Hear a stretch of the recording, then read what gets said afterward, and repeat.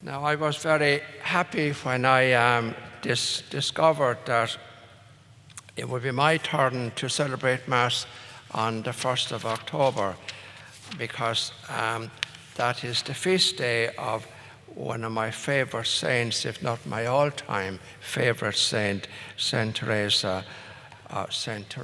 of Lisieux.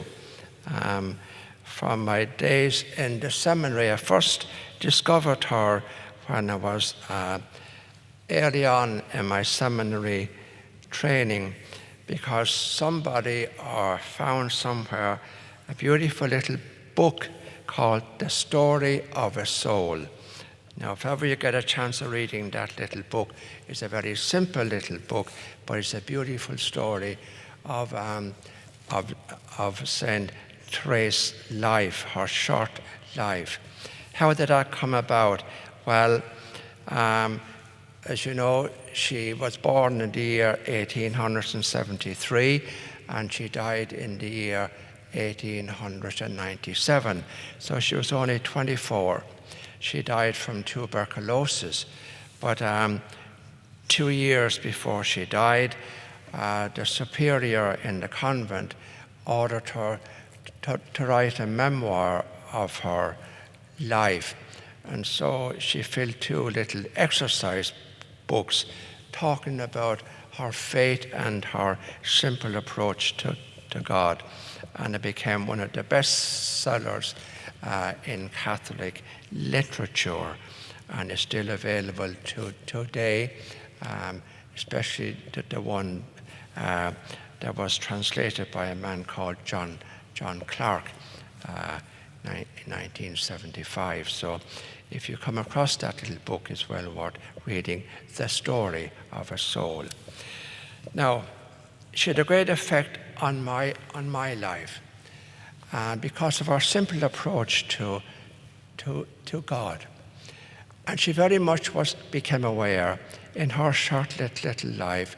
The last couple of years of her life, she was ill. She was suffering from tuberculosis. They didn't have a vaccine. That's a very topical subject at the moment. They didn't have a vaccine to deal with tuberculosis. When I was young, it was also very prevalent in Ireland, tuberculosis.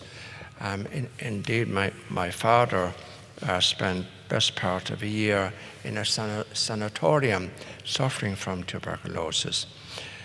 And so the pain and the little aches and the discomforts and everything else that she went through during those times, Therese saw as a wonderful opportunity of loving God. Every little thing became an opportunity to her. She mentions in her autobiography that in the convent she used to kneel behind a nun who continually rattled her beads.